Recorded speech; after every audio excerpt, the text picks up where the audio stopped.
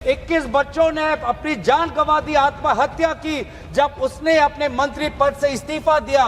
कल जब वो सदन में आए, आपने उनको ऐसा माला पहनाया ताकि जैसे वो पाकिस्तान से जंग लड़के आए हैं। धांधली न हो, इन सब चीजों पर व्यापक चर्चा करने के बजाय प्रधानमंत्री मोदी जी कहते हैं इंस्टाग्राम पर और ध्यान दो, इंस्टाग्राम पर और ध्यान दो। और प्रधानमंत्री ऐसा माला पहनाया, ऐसा उनका वजूद उनको बड़ा किया मानो कि वो पाकिस्तान से जाकर सीमा पे जाकर जंग लड़के आए हैं। ये है उनकी सच्चाई। तो आपको पता है धर्मेंद्र प्रधान जी ने उस समय क्या कहा? उन्होंने कहा कहां हुआ पेपर लीक, नहीं हुआ पेपर लीक। आज ये बात प्रधानमंत्री आते हैं इंस्टाग्राम के रील पर। वो अलग बात है कि जो पहली कैबिनेट बैठक हुई,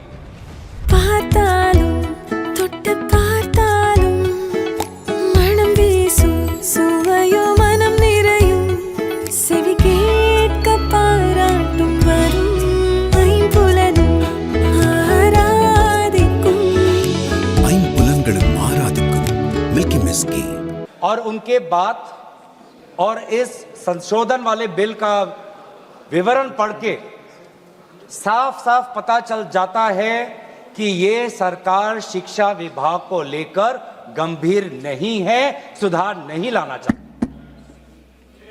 ये सिर्फ एक दिखावा का बिल है, क्योंकि ये बिल एक संशोधन बिल है। आज से 2 साल पहले ये बिल लाया गया था, public examinations prevention of unfair act 2024।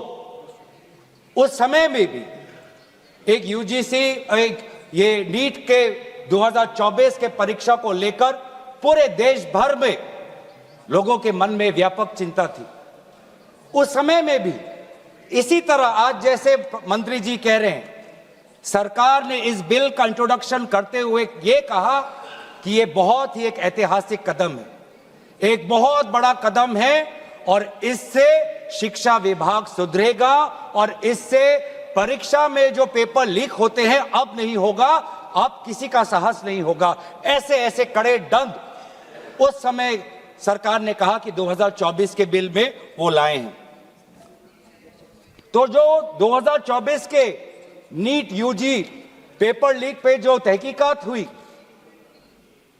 जो इन्वेस्टिगेशन हुआ, मैं पढ़ना चाहता हूं उसकी स्थिति आज क्या है, ताकि पता तो चले कि यह सरकार 2 साल पहले जो नीट परीक्षा को लेकर जो व्यापक भ्रष्टाचारी हुई, उसको लेकर यह सरकार कितनी गंभीर है।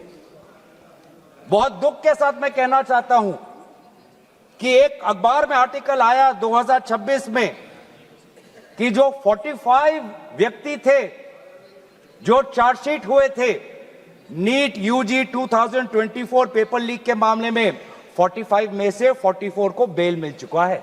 ये है इनकी गंभीरता, ये है इनके छात्रों के प्रति इनकी संवेदना। जो मूल व्यक्ति है जिसको मास्टरमाइंड कहा जाता है, संजीव मुखिया, 11 महीने तक वो फरार था। 11 महीने तक सरकार उसको पकड़ नहीं पाई। अप्रैल 2025 में वो फाइनली उसका गिरफ्तार हुआ और फिर उस मामले में उसको बेल मिल गया। उस मामले में उसको बेल मिल गया। मई 6, 2025 एक दूसरे व्यक्ति रंजीत कुमार बरुआ, जो करियर एकेडमी एजुकेशन ट्रस्ट के चेयरमैन है, वो बेल। एक अमित कुमार सिंह जो पेपर सॉल्वर के गैंग में था, उसको मई 7, 2025 को उसको बेल। एक पंकज कुमार जो कैंडिडेट्स को वो सारे कागज लीक करता था मोबाइल फोन के द्वारा, मई 15, 2025 उसको बेल। राकेश, जिसका ये आरोप था कि उसने प्रश्न कागज को उसने उसकी चोरी की, उसको बेल। तो ऐसे एक लंबा ब्यौरा है, चाहे वो अमित प्रसाद महाराणा का हो या धीरेन्द्र कुमार पांडा का हो। तो ये कानून उस समय भी विफल था और ये कानून जिस मंशा से आज ला रही है, आज भी ये विफल होगा। ये कानून आपकी विफलता का स्मारक है, क्योंकि ऐसे कानून 2024 के में लाने के पश्चात भी 2026 में तो लीक हुआ ना सर। अगर कानून इतना ही सशक्त था तो आज 2 साल बाद ही इतना बड़ा व्यापक लीक कैसे हुआ? और अफसोस की बात है सर, उस समय में भी शिक्षा मंत्री धर्मेंद्र प्रधान थे, और जब 2024 का जब पेपर लीक का मामला जब पूरे देश भर में आया तो आपको पता है धर्मेंद्र प्रधान जी ने उस समय क्या कहा? उन्होंने कहा कहां हुआ पेपर लीक? नहीं हुआ पेपर लीक। और आज भी पहले 2.5 महीने तक तो उनका रवैया यही था कि कहीं कोई धांधली नहीं हुई, सरकार ने बहुत अच्छा काम किया है। 21 बच्चों की जान गई, आत्महत्या उन्होंने की। आपको शर्म नहीं आती इस सरकार को कि जिस मंत्री के तहत में 21 बच्चों ने अपनी जान गंवा दी, आत्महत्या की, जब उसने अपने मंत्री पद से इस्तीफा दिया, कल जब वो सदन में आए आपने उनको ऐसा माला पहनाया ताकि जैसे वो पाकिस्तान से जंग लड़के आए हैं, ऐसा माला पहनाया, ऐसा उनका वजूद उनको बढ़ा किया मानो कि वो पाकिस्तान से जाकर सीमा पे जाकर जंग लड़के आए हैं। ये है उनकी सच्चाई। दुख लगता है सर। आज ये बात प्रधानमंत्री आते हैं इंस्टाग्राम के रील पर, वो अलग बात है कि जो पहली कैबिनेट बैठक हुई उस कैबिनेट बैठक में शिक्षा को कैसे सुधारा जाए, पेपर माफिया को कैसे खत्म किया जाए, पेपर सेटर के माफिया को कैसे खत्म किया जाए, पेपर सॉल्वर के माफिया को कैसे खत्म किया जाए, टेस्टिंग सेंटर के माफिया को कैसे खत्म किया जाए, प्रिंटिंग प्रेस के माफिया को कैसे खत्म किया जाए, कोचिंग सेंटर के माफिया को कैसे खत्म किया जाए, सिलेबस कैसे स्कूल के सिलेबस के साथ मिले, आउट ऑफ सिलेबस परीक्षा के पेपर ना आए, सीबीएसई के ओएमआर में धांधली न हो, इन सब चीजों पर व्यापक चर्चा करने के बजाय प्रधानमंत्री मोदी जी कहते हैं इंस्टाग्राम पर और ध्यान दो, इंस्टाग्राम पर और ध्यान दो। और प्रधानमंत्री जब आते हैं हाई पावर कमिटी की बात करते हैं तो 2 साल पहले जो के राधाकृष्ण की जो हाई कमिटी थी उसका क्या हुआ? 2 साल हाई कमिटी आपने गठन की, प्रधानमंत्री केंद्र सरकार के निरीक्षण में एक हाई कमिटी बनी, के राधाकृष्ण फॉर्मर इसरो के चेयरमैन। अगर वास्तविक में उन्होंने इतना बढ़िया काम किया तो 2 साल पश्चात ही आज क्यों दोबारा ऐसा पेपर लीक हुआ? सरकार ये दिखाना चाहती है कि ये बहुत गंभीर है। पिछले कुछ दिनों में पता चला कि एनटीए के लगभग 47 लोगों को बदला गया। सर, मैं इस सरकार से मैं ब्यौरा चाहूंगा कि वे जो 47 लोग हैं जिनको आपने ट्रांसफर किया या सस्पेंड किया, कौन है वो? क्योंकि एनटीए की जो एक्चुअल सैंक्शन कैपेसिटी है, एनटीए की जो सैंक्शन कैपेसिटी है वो 34 की है, 34 की सैंक्शन कैपेसिटी है। ये 47 कौन है? कौन है ये 47? 34 में से तो शायद 10-11 वैकेंसियां हैं, 24 ही है जहां पर लोग बैठे हुए हैं। तो ये जो 47 जो सैंक्शन, ये कौन है? जो आउटसोर्स करके अपने लोगों को लाया एनटीए में, वो लोग हैं क्या? उसका ब्यौरा मिलना चाहिए। हम जानना चाहते हैं, आपने एनटीए के डीजी को बदला और एनटीए के चेयरमैन को रखा, ऐसा क्यों? ऐसा क्यों? आपको एनटीए के डीजी पर विश्वास नहीं, आपने मान लिया कि शिक्षा मंत्री धर्मेंद्र प्रधान जी का इस्तीफा होना चाहिए, आपने ये भी मान लिया, तो आपको एनटीए के चेयरमैन पर इतना विश्वास क्यों? ये हम जानना चाहते हैं। सुनाई दे रहा होगा सर, एक विशेष संगठन के साथ जुड़े हुए हैं, उसका ब्यौरा देख लीजिए, एनटीए के चेयरमैन का ब्यौरा देख लीजिए। इससे पहले वो मध्य प्रदेश के पब्लिक सर्विस चेयरमैन के वो कमीशन के चेयरमैन थे, और उस समय में भी धांधली हुई,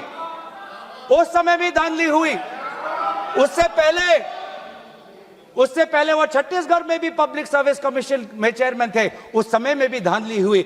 ऐसे इतने धांधली से जुड़े हुए व्यक्ति को आज भी इतने पेपर लीक होने के पश्चात भी आपकी सरकार बचा रही है, आपकी सरकार बचा रही है। जिस एनटीए के द्वारा बच्चों ने आत्महत्या की, आज भी वो चेयरमैन बचा हुआ है। क्यों? क्योंकि वो एक विशेष संघ के साथ जुड़ा हुआ है। और यही दर्शाता है कि आप शिक्षा विभाग में आप सुधार नहीं चाहते, क्योंकि आरएसएस के लिए शिक्षा विभाग बहुत ही महत्वपूर्ण विभाग है, महत्वपूर्ण विभाग है। मैंने कोई असंसदीय बात नहीं की। आरएसएस के लिए शिक्षा विभाग बहुत महत्वपूर्ण विभाग है। और इसीलिए हम देखते हैं, चाहे यूनिवर्सिटीज के वाइस चांसलर्स के अपॉइंटमेंट में हो, कॉलेज के प्रिंसिपल के अपॉइंटमेंट में हो, जब फैकल्टी की बदली होती है उसमें हो, चाहे आउटसोर्सिंग में हो, हर चीज में हम देखते हैं कि जो यूनिवर्सिटी, जिन यूनिवर्सिटी की कल्पना पंडित नेहरू ने एक साइंटिफिक टेम्पर के द्वारा उन यूनिवर्सिटीज के एक सपना देखा था, आज उन्हीं यूनिवर्सिटीज में क्वालिटी पर ध्यान नहीं दिया जा रहा। आप शिक्षा के माध्यम से इस पीढ़ी को आने वाले चुनौतियों के लिए तैयार नहीं कर रहे। आप शिक्षा के माध्यम से इस पीढ़ी के लोगों को आने वाले समय में आपके दल के सदस्य बने, आपको वोट दे, उसके लिए आप एक माहौल बना रहे हो। यह है आपके लिए शिक्षा का उद्देश्य, यह है शिक्षा का उद्देश्य। और हमने देखा कि वो जो संस्थाएं, चाहे वो आईआईटी हो, चाहे जेएनयू हो, चाहे डीयू हो, देश भर से माता पिता अपने बच्चों को बोल रहे कि जाओ दिल्ली जाओ, अगर दिल्ली नहीं जा सकते तो बॉम्बे जाओ, बिहार में जाओ, लेकिन धरना प्रदर्शन करो। आज शिक्षा की बात है, आपको अपना भविष्य आपको बचाना है। मैं नहीं जा सकता पर मेरी आशीर्वाद तुम्हारे साथ है। एक मां ने एक आशीर्वाद के साथ अपने बेटी को भेजा, एक बाप ने अपने बेटे के पीठ पे थपथपाकर उसको जंतर मंतर पे भेजा। और डीयू, आईआईटी, जेएनयू कहती है आप मत जाओ, छात्रों को कहती है अगर आप जाओगे तो आपके करियर पर प्रभाव बन सकता है। यह है शिक्षा की संस्थाएं। ऐसे हम आने वाले पीढ़ी, आने वाली चुनौतियों के लिए हम भारत का निर्माण करेंगे, अपने युवाओं को हम उनको ताकत देंगे। इसीलिए अगर एक बात इस पूरे घटनाक्रम से निकलती है वो ये है कि आज शिक्षा में ये इस बिल से, जिसमें आपने पेनल्टीज बढ़ा दिए, पनिशमेंट बढ़ा दिए, इससे हमारा शिक्षा विभाग नहीं सुधरेगा। राहुल गांधी जी बार बार कहा कि धर्मेंद्र प्रधान जी सिर्फ एक मुखौटा है आपके शिक्षा विभाग का, आपकी शिक्षा के प्रति जो उनका, आपकी जो नीति है वो सिर्फ एक उसका एक चिन्ह है, एक सिंबल है। उनके हटने से भी शिक्षा में सुधार आएगा। आज भी ना बच्चों को विश्वास आता है इस बात पर, ना हमें इस बात पर विश्वास है। लेकिन इसके पश्चात भी आज शिक्षा पर बातचीत हो रही है, आज शिक्षा को लेकर धरना हो रहा है, आज शिक्षा को लेकर जंतर मंतर में हजारों की तादाद पर लोग इकट्ठित हुए हैं। आज शिक्षा के विषय पर सारे दल संगठन सब ने अपने अपने प्रदेशों में, चाहे महाराष्ट्र में हो, चाहे यूपी में हो, चाहे बिहार में हो, चाहे पश्चिम बंगाल में हो, चाहे या असम में हो, सब जगह विभिन्न राजनीतिक दल संगठन और इन दल संगठन से अलग सारे युवा सड़क पे आ गए। सब ने अपने शिक्षा की मांग की। और क्यों मांग की? उनके दुख को पहले हमें समझना चाहिए, उनके पीड़ा को हमको समझना चाहिए, वो उनके अंदर जो नाराजगी है उस बात को हमें समझना चाहिए। नहीं तो किसी का इतना साहस नहीं कि सड़क पे आके गर्मी बारिश, सड़क पे सोना, पुलिस की लाठी खाना, दिन दिन भूख हड़ताल पे रहना, सबकी इतनी साहस नहीं है। ये साहस कहां से आता है? ये साहस आता है उस दर्द से, जिस दर्द में अपने भविष्य को लेकर वो विवश हैं, जिस दर्द में अपने देश के भविष्य को लेकर वो विवश है, जिस दर्द को वो आज के समाज में उसको व्यक्त भी नहीं कर सकते, सरकार से सवाल भी नहीं पूछ सकते। और बहुत ही बढ़िया एक व्यक्ति ने इस पूरे जो दर्द है, इस दर्द के बारे में बात करते हुए गोपाल दास नीरज के गीत की बात करता है।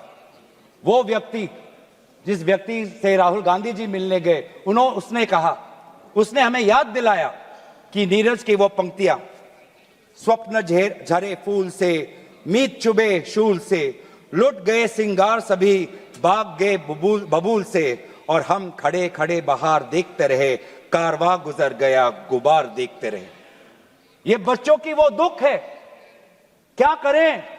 हमारे पास पैसे नहीं है इतने कि हम पेपर खरीद पाएं, 30-30 लाख का पेपर हमें खरीदने के पास, हमारे पिताओं के पास इतने सामर्थ्य नहीं है।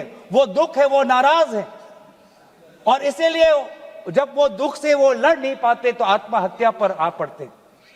और एनसीआरबी में सर, आज देश की ये व्यवस्था, देश की असली ये है कि आज एनसीआरबी में, नेशनल क्राइम रिकॉर्ड्स ब्यूरो में, ये भी एक कारण है कि आत्महत्या हुई क्योंकि वो बच्चा एग्जाम में फेल हुआ। ऐसा भी एक कारण आ गया है। बच्चों की आत्महत्या, छात्रों की आत्महत्या लगभग 1 लाख से ऊपर बढ़ चुकी है, 1 लाख से ऊपर, जिसमें से 2000 ने तो साफ साफ कहा है, 2400 ने साफ साफ कहा है कि मैं फेल हो गया और इसीलिए मैं सुसाइड ले रहा हूं। बहुत लोग, बच्चों ने फैमिली, पारिवारिक कारण से, फैमिली रीजन से वो आत्महत्या उन्होंने की। लेकिन इसके पश्चात भी वे युवा आए, वो चाहे गुजरात से हो, वो चाहे महाराष्ट्र से हो, चाहे विदेश से हो, चाहे दक्षिण भारत से हो, महाराष्ट्र से, वो सब आए। और जब वो आए और दिल्ली की गर्मी, दिल्ली के बारिश से जब वो, जो उन्होंने उसमें जो दर्द है, उसमें जो संघर्ष है, उस संघर्ष को याद करते, उस संघर्ष को झेलने में उन्होंने याद किया सावित्री बाई फुले को। वे लड़कियां जो आई थी, ऐसे बहुत लड़कियां थी जिन्होंने रील पे कहा कि मैं अपने माता पिता को बिना बोले मैं जा रही हूं क्योंकि मुझे लड़ना है। ऐसे भी लड़कियां थी जिन्होंने कहा कि मैं छात्र नहीं हूं, मैं काम करती हूं, लेकिन मैंने भी कुछ साल पहले नीट का परीक्षा दिया था, मैं पहले अटेम्प्ट में मेरा पेपर लीक हो गया, कितना मानसिक मेरे पे दबाव बना मैं खुद समझ सकती हूं। आज अगले पीढ़ी के साथ, जिस समय मैं खड़ी नहीं हो पाई, मैं बाहर नहीं आ पाई, लेकिन आज अगले पीढ़ी के साथ मैं खड़ा होना चाहती हूं, मैं जाऊंगी आज। ये सब वहां पे आए क्यों? क्योंकि उन्होंने इतिहास को याद किया कि जिस प्रकार से सावित्री बाई फुले हो या फातिमा शेख हो, जिस प्रकार से समाज ने उन पर उत्पीड़न किया, लेकिन वो कभी भी अपने बाग से हटे नहीं।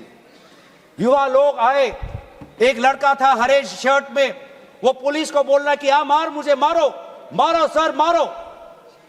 उसमें वो भगत सिंह का जज्बा हमें दिखाई दिया। हमेशा उसने हाथ नहीं उठाया, उसने खाली बोला कि मारो, क्योंकि ये थी लोगों की और युवाओं की ताकत कि अब वो डर उनसे चला गया, डर खत्म हो गया, डर गायब हो गया। लाठी है, दर्द होगा, रात को सोने में मुश्किल होगी, लेकिन सब लोग कह रहे थे कि कुछ नहीं होता, अगर शिक्षा के लिए, अपने भविष्य के लिए अगर मुझे 2-3 लाठी भी खानी पड़ेगी तो मैं लाठी खाने जाऊंगा। ऐसे भी लोग थे जो 20 जुलाई की रात को आए। वो 20 जुलाई के सुबह नहीं थे, 7 बजे नहीं थे, 4 बजे दोपहर को नहीं थे, वो रात को 10 बजे आए। क्यों? क्यों? उनको दुख हुआ। उन्होंने रील में देखा कि किस प्रकार से पुलिस वालों ने बच्चों पर हाथ उठाया और उन्होंने बोला कि चलो मैं भी एक लाठी खाने जाऊंगा। ये है हमारा युवा शक्ति। मैं इस सदन से भारत के युवा समाज को मैं नमन करता हूं, आभार प्रकट करता हूं, शुभकामनाएं मैं देता हूं, धन्यवाद देना चाहता हूं कि आपने हमें दोबारा याद दिलाया कि लोकतंत्र का मतलब क्या है। आपने दोबारा हमें याद दिलाया कि सवाल पूछना आप सबका, हमारा सबका मौलिक अधिकार है। हमने वो भी देखा उस मध्य प्रदेश से आए हुए आदमी को जिसके सर पर खून निकल रहा था। क्यों? क्योंकि कांटों से भरा हुआ एक डंडा उसके सर पर पड़ा और उसने तब भी वो पीछे नहीं हटा। खून से लथपथ उसका चेहरा। उस समय भी पुलिस को ललकार रहा था कि देखो ये लोकतंत्र है, लोकतंत्र में जनता जनार्दन है, जनता प्रजा राजा होता है। ये है वहां की उस ताकत। बहुत लोग कहते हैं कि बहुत से गलत शब्द भी उस सभा में, जंतर मंतर में किए गए। मैं उन गलत शब्दों का जो मर्यादा से बहुत दूर है, अमर्यादित है, उन शब्दों का समर्थन नहीं करता, लेकिन उन शब्दों के बारे में भी याद करना चाहिए जो बाकी बच्चों ने हमें याद दिलाया। किसी एक बच्चे ने याद दिलाया वसीम बरेली की कविता, जिसमें लिखा है, जो उसूलों पर आंच आए तो टकराना जरूरी है, जिंदा हो तो जिंदा नजर आना जरूरी है। ये हैं बच्चे, ये है वो बच्चे और जो अलग अलग प्रदेश से आए हैं। मैं धन्यवाद देना चाहता हूं किन्होंने अपनी इंसानियत दिखाई। हर वो बेटी जो वहां जाती थी वो कहती थी कि ये जंतर मंतर, ये ऐसा एक जगह बन गया है जहां पर मैं अपने आप को सुरक्षित महसूस करती हूं। जब पुलिस की लाठी आती है तो कोई अनजाना व्यक्ति, कोई अनजाना उसके सामने आकर अपने शरीर से उस लड़की को बचाता है। डंडा उसके लड़के के शरीर पर पड़ता है, वो लड़का कहता है कि इस उंगली से मैंने पिछली बार कमल पर वोट डाला, आज इसी उंगली को कमल के पुलिस ने तोड़ डाला। ये है उनका साहस। आज समाज, मैं पूरे छात्र के साथ पूरे समाज को भी मैं धन्यवाद करना चाहता हूं। उस गुरुद्वारों को के संचालकों को मैं धन्यवाद करना चाहता हूं जिन्होंने अपना दरवाजा खोला, लोगों को वहां पे शरण दिया। ये है हमारी देश की खूबसूरती। मैं धन्यवाद देना चाहता हूं कि देश भर से लोगों ने फोन किया कि मैं वहां जा नहीं सकता, लेकिन स्विगी के द्वारा उन बच्चों को खाना तो पहुंचा सकता हूं। मैं धन्यवाद करना चाहता हूं उन वकीलों का, वो चाहे सुप्रीम कोर्ट के बाहर हो, चाहे वो जंतर मंतर पे आए हो, सबने बोला कि लोकतंत्र के साथ, संविधान के पक्ष में आज हम सब यहां पे खड़े हैं। लेकिन जहां पर हमने हमारी खूबसूरती देखी, जहां पे हमने इंसानियत देखा, जहां पर हमने लोकतंत्र की ताकत देखी, वहीं पे हमने इस सरकार की क्रूरता भी देखी। हमने देखा आपने किस प्रकार से पैलेट गन का इस्तेमाल किया, हमने देखा किस प्रकार से आपने इलेक्ट्रिक बेटन का इस्तेमाल किया, हमने वो भी नजारा भी देखा कि किस प्रकार से एक पुलिस कर्मचारी ने एक लड़की के गाल पर थप्पड़ मारा। वो एसीपी का नाम भी हमें याद है, उस पुलिस कांस्टेबल का चेहरा भी याद है जिसने अपने डंडे के साथ एक लड़की के प्राइवेट पार्ट पे उसने आक्रमण किया। हमें याद है वो लड़कियां जिन्होंने उनके आंसू निकल रहे थे आंखों से और कह रहे थे कि पुलिस वाले उनको मां बहन की गाली दे रहे थे। हम भूलेंगे नहीं वो बच्चियों जिन्होंने कहा कि मेरे पीठ पे जो कपड़े थे उन कपड़ों को इस पुलिस ने फाड़ दिया।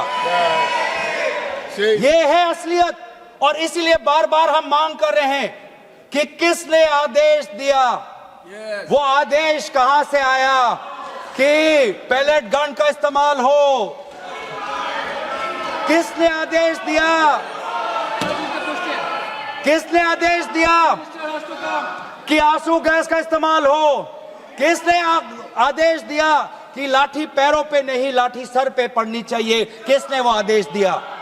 और इसीलिए बार बार राहुल गांधी जी ने भी चिट्ठी लिखी है, और आज भी हम देखते हैं कि अब सारी हम बातें कर रहे हैं। आज इस सदन में, इस सत्र में इस विषय पर भाग इसलिए लेना चाहते हैं क्योंकि हम सरकार से जवाब चाहते हैं, और विशेष रूप से गृह मंत्री से जवाब चाहते हैं। गृह मंत्री से हम जवाब चाहते हैं। मेरा कहना है सर, गृह मंत्री से हम जवाब चाहते हैं। यहाँ पर बैठे हैं सर, आज ये बिल क्यों आया है? ये बिल क्यों आया है? ये बिल क्यों आया है समझना चाहिए।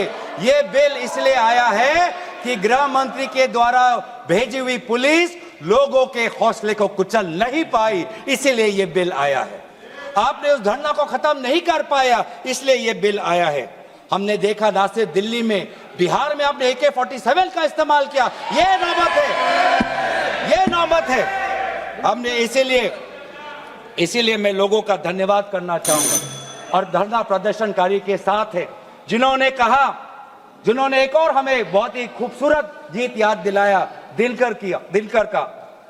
अब जो सिर पर आ पड़े नहीं डरना है, जन्म में है तो 2 बार नहीं मरना है। ये जो लोगों ने आज जो संदेश दिया है लोकतंत्र में, दोबारा उन्होंने आज हमारे ऊर्जा जो दी है, इसके लिए सारे विपक्षी दल, हम भारत के युवा समाज के साथ है, छात्र समाज के साथ है, वे सारे जिन्होंने संघर्ष किया उनके साथ है। और आज भी अब चाहते हैं कि गृह मंत्री आए और सदन के अंदर बोले कि क्यों आपने पुलिस के द्वारा बच्चों पर ये दुर्व्यवहार किया, बच्चों के पर आपने आक्रमण किया, और बच्चों के साथ आज उनके आंसू निकलते हमने देखने पड़े। इन सभी बातों के साथ मैं अपने वाणी को विराम देता हूं। धन्यवाद।